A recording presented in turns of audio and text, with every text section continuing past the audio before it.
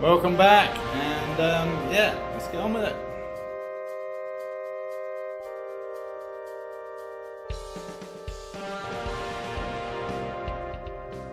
First off, let's get rid of these old handlebars and mounts and disconnect the brake cables and see what's what there and whether it will or won't work on that new fitting. I'm impressed with that new fitting. It's even got the idiot clutch sensor thing, and cylinder, and it's all there. Reservoir, that's the cylinder over here, isn't it? Yes. Yeah, really nice. Nicely powder coated, black, smart. So there's the difference between the two kind of brake systems, for want of a better word. The Yamaha actually has two independent tubes, cables that come off the handlebar, one for each caliper. Whereas most bikes, honestly, I think, most bikes I've come across have one that comes off the handlebar and then that splits into two later. I'm sure I can get hold of something that will do the job if that's the route we have to go. But it suddenly occurred to me that maybe I can fit the old fitting onto the new mount. And because the brake manufacturing world got their shit together in terms of universal fitting type stuff quite a while back, and I was right, that fits in there beautifully. So I might not have to do anything as far as that goes. I might get some new, what are these? They're not cables, lines, brake lines. I don't know, I might get some anyway, because I've seen some really nice ones, red ones, yellow ones, so I might just for the hell of it get some new ones. But I'm going to test it with the existing ones first to make sure it doesn't leak everywhere. Yeah, cool. Only the bastard would start. Did I mention that already? So I thought I'd tackle the other sprocket while I could. So I took the cover off, which is obviously going to need cleaning up and spraying yellow. Yes. So I thought I'd tackle these again, and didn't try that one because look, something weird going on here. Potentially part of the problem. Something has kind of mashed these bolts up and potentially welded them to the bloody fitting. So I think I'm going to have to grind that off gently. That's the only one, well, even there at the top. Yeah, so something's mashed these and God knows what, and made life very complicated. Yeah, I mean, that should not be like that. Mashed nuts or bolts. Fun. Never seen that before, actually. Very strange. Anyway, turns out WD-40 is quite good for an initial cleanup of wheels. Shiny. I can see why Mike at IDR buys this in bulk, because it's very handy and you get through quite a lot of it. Now you can see where I was going with that. It's the rear brake mount. It obviously needs doing properly, but just seeing if I like the idea. Otherwise, a little bit of paint stripper. Stuff coming in thick and fast. So today we have the handlebar switches, different from the ones used on the Monster. They look quite nice, and lights, which I'm not sure. It was an idea. I'll see what they look like, and I can always throw them on the FJ if I need to. I kind of like the idea. What I liked about them was the fact that they're actually very shallow compared to those lights on the Monster that I bought, and a little bit different. 8 lights, pretty cool, small, and they can be yellow or white, as you can probably tell. Yeah, I don't know. Obviously, you have to work out how to mount them, but we've got a couple of holes there that'll probably work in some fashion.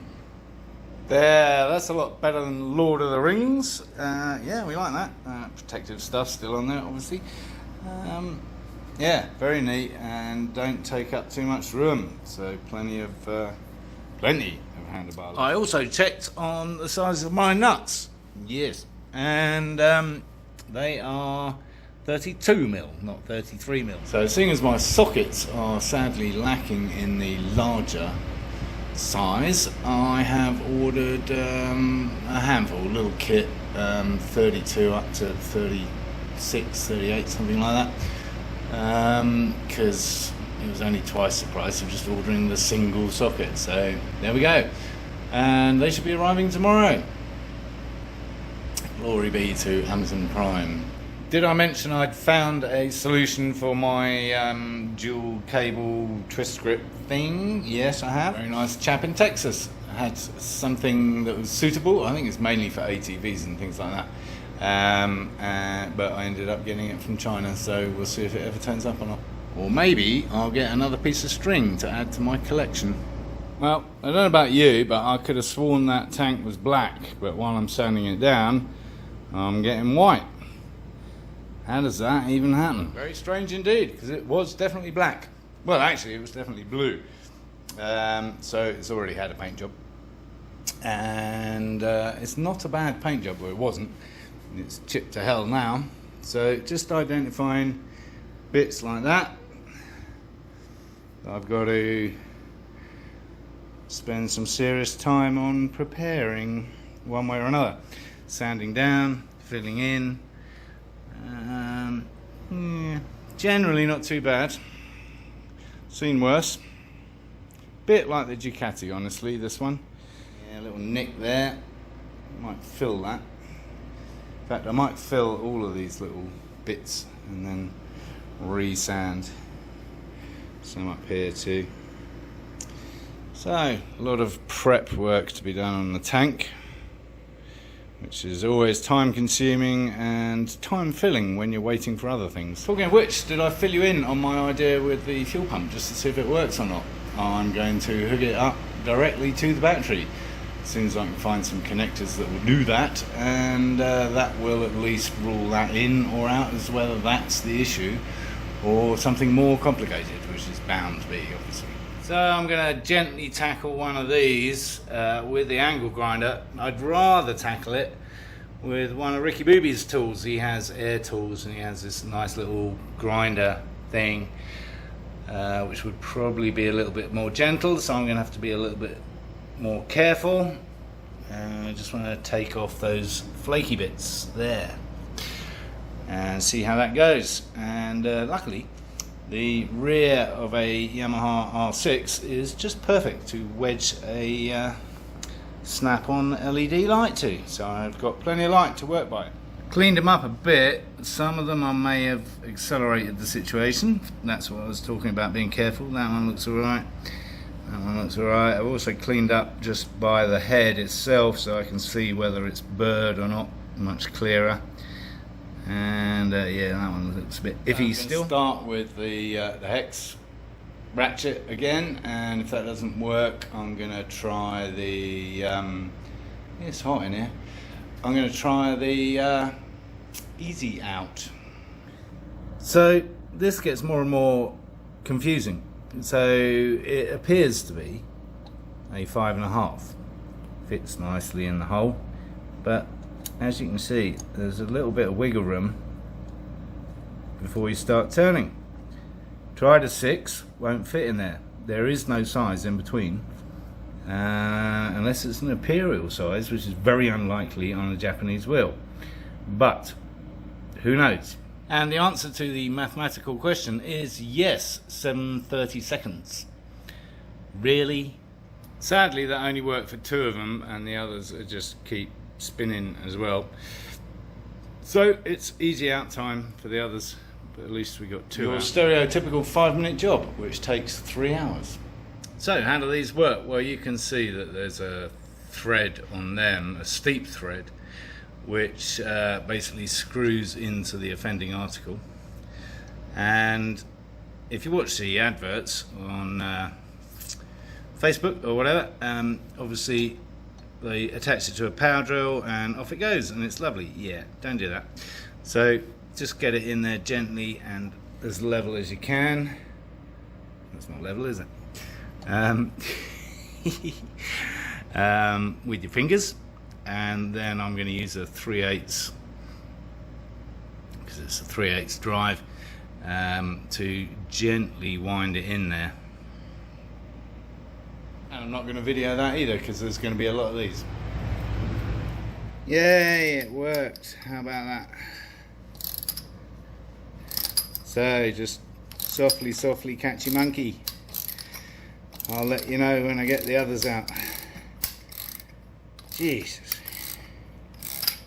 Now of course I can't get the fucking easy out. The easy out, if you know what I mean. Yeah, this is stuck. I've had it in the vise, still can't get it out. So on reviewing the situation, these 8mm machine screws are probably too soft a metal. I think that's the problem. And I think they probably were 5.5s, and the 7/32 were just a little bit bigger, so it gave less waggle room. So that's why I managed to get 2 out. Anyway, these guys really work, but you have to be really gentle and make sure you've got them in nice and firm before you start really cranking up the pressure. But I have to say, really good. Second time they've worked for me. Easy Out, if you're listening, I'd love you to be my sponsor. Anyway, once I've got some new bolts, that's going to look very sexy indeed. I don't know what it's going to feel like when I hit the brake pedal, but I have a feeling that's going to be a while before I get to find that out. Some initial Bondo filling going on in the various little low lights, and I decided to de-seam it. That might need a little bit more. Yeah, very trendy in the 80s, I think, with cars in the UK. So I'm going to do that with a tank. And yeah, as you can see, lots of little bits that needed filling. Oh, and some wolf hair, and then there's these lumps. I don't know what they are, but they're going to need to be sanded down. Quick cycle in the dishwasher, and the chain guard, sprocket guard, whatever, is ready for paint. Ready to be yellowed. Very yellow indeed. Love it. Now we're talking. These are pretty serious. Ding, ding, ding. Yeah, they're large. Very cool. Just something else we have to wait for before we tackle that sprocket. Maybe. And these arrived today. How cool are they? Yeah, like them. They're really tight down there. Didn't think to measure the or take into account the diameter of the base, so they are very flush to each other. But yes, test fitted. I guess I better drop the tank, make sure there's room, but there was room for that massive airbox, so there should be room for these boys. Yep, we're good. Pretty sure they all fitted in that box when they arrived. Now they don't. There's obviously a magical way of putting them in, and I can't be bothered to work it out. Glad I bought the set, because the 32mm fits perfectly, as one would hope. Yes, that one. And the 36mm is what I'll be needing for this point. Yes, I hadn't really contemplated that, but clearly my subconscious had, so that's good. Always nice when instinct kicks in. Saves the day. And the excitement doesn't end there. It's like Christmas every day at this house. Yes, Santa, I think that's the postman's name, comes pretty much every day with boxes of stuff. Yes, this came, a sexy twin exhaust. One that I contemplated just in the drawing stage using on the MV Augusta, except I had no idea how it would fit, and of course it wouldn't have done. It seems to be a fairly tight fit. I've just offered it up on the R6. And so I'll have to do a little bit more investigation. But interestingly, look what they're using. Yes, my favourite kind of clip. So I like these guys already. Well, that's the best you're going to get as a mock-up. No, of course it isn't. I can do better than that. Anyway, that kind of fits there, and it's going to. It's really, yeah, it's really tight on there. It won't actually go over. So I may cut some grooves in that so I can just clamp it down a little and it will slide on really nice and tight, or I'll cut it back because you can see it's kind of flared, so I might cut it back an inch once I get it off, get it on the bench, see what it looks like. But that's a way off, as we all know, because there's all kinds of stuff that needs doing before then. Getting ahead of myself here, but yeah, I really like that actually. It does actually come with an adapter, but I don't think I'm going to need it. Especially if you look at that mounting bracket hole that I hung it off, you'll see that that would bring it quite a way down that existing pipe. So I'm pretty sure I'm going to carve off maybe inch, at least an inch off that pipe to slide it on. Pretty sure it fitted in that box as well. I don't remember it hanging its arse out, but there you go. Somewhat unsurprisingly, Ace Hardware did not have, well, they had two, but not, I need 5.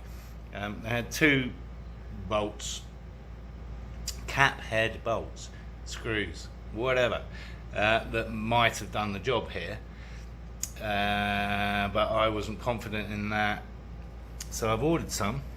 They should arrive tomorrow, and the special tool for holding that in place while you unscrew the massive nut is also coming tomorrow.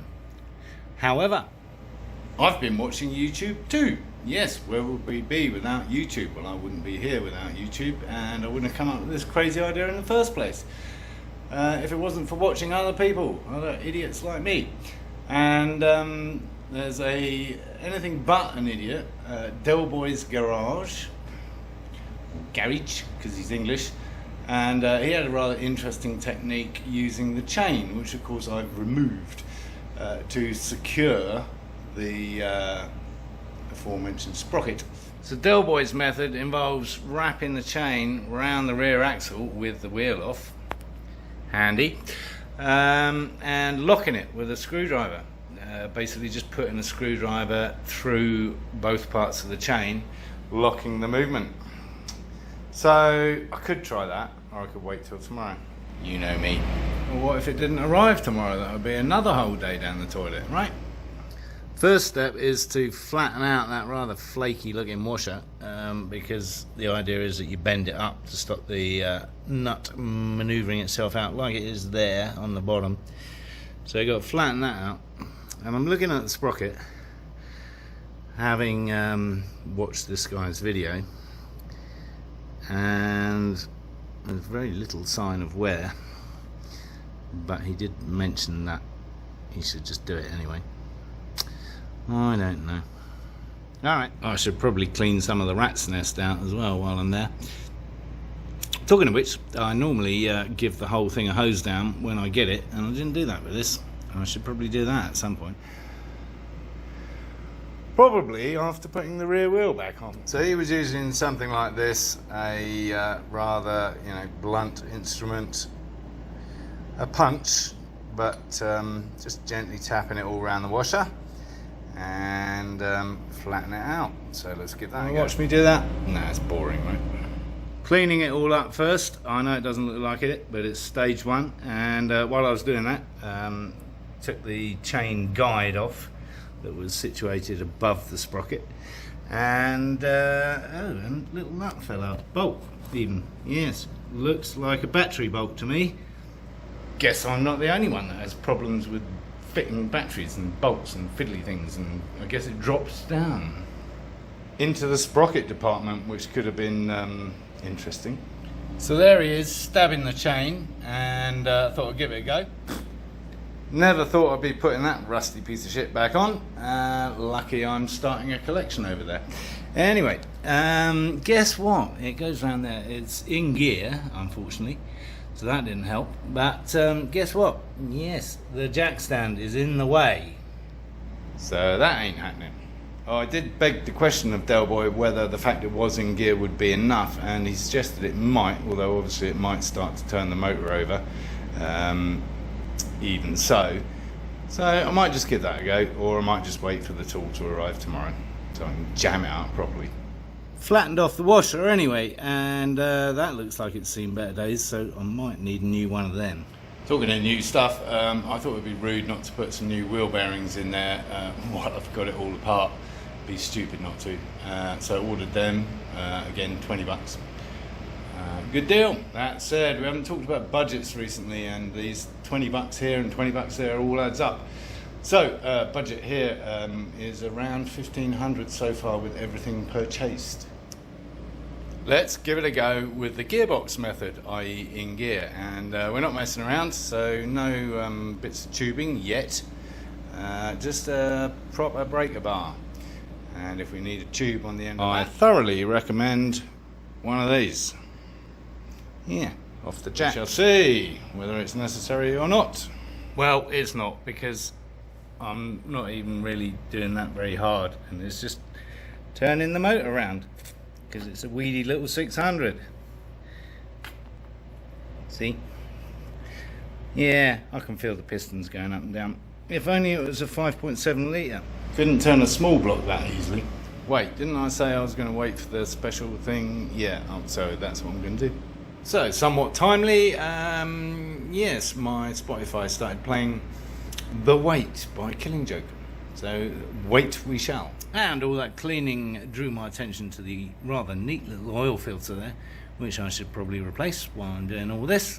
So, yes, more money, more packages, more Santa. And talking of cleaning, while I got the back wheel off, I might as well clean up inside here. And whether I'm going to paint it or not is entirely another question. I am tempted though. Uh-oh, what's going on? Yes, I did it anyway, while it was all cleaned out. And the top bits I just kind of dusted, honestly. I didn't do them solid because I could never get them clean enough to accept real paint. So they're just like a ghosting. But yeah, that'll look good, I think, once the wheel's back in place, because that stuff won't show up, and yeah, I like it. Meantime, I nearly forgot. I was in touch with someone on eBay with some 2K yellow paint for the fuel tank, and a number of options, and looked at, what did I look at? Corvette bright yellow, and decided against that because I found screaming yellow, which sounded much more interesting, which is apparently what the modern-ish Mustangs are painted in. It's a Ford colour. So we'll see if they didn't have Yamaha. So we'll see if that works. Gotta love the idea of screaming yellow, right there. Another day, another t-shirt. And yes, you know how everything seems to be $20? That applies to the silly washer that goes around the sprocket as well. I can only find one in the UK, and yeah, 12 quid or something plus postage. Not to mention how long it'll take to get here. So I haven't ordered it yet. I might make do with what's there. Anyway, I've got lots of other things to do. I'm going to do a couple of random tests on the fuel pump situation, and then I'm going to ignore it if nothing works, because it needn't be holding up proceedings. So none of that told me anything I didn't know already, and yeah, so that happened. Yeah, positive terminal connector snapped off. And guess what? Yeah, only negatives, not positives. They're the same, pretty much, except one's black and one's red. What the hell? Yeah, anyway, I'm sure I can find something that will do the trick. Meantime, I'll charge it up again and put it on the shelf for when I'm ready for it. Going large. Yeah. Another layer on the de-seaming process, and that'll be ready to sand down generally. Looking forward to that, obviously, in this heat. So, nothing turned up today, so never mind who killed Bambi, who killed Santa. Yeah, I was expecting tools and things. And yeah, listen to the Strangers in a twirl. Yeah, so that's a good place to end this episode, I think. Lots to look forward to next time. Sprockets, paint, What else? I'm not going to bother with this whole fuel pump thing at the moment. I'm going to crack on with everything else. So I shall be draining and removing the cooling system, the radiator, etc. I shall probably be painting that. I shall be painting footrests. I shall be removing the exhaust system. Yes, that will be fun. So, thanks for watching as usual, and I hope you enjoyed the ramblings of a madman. And let's do this again soon. Yes. And do subscribe if you haven't already. I need subscribers, so please do that, and please encourage others to watch my lunacy.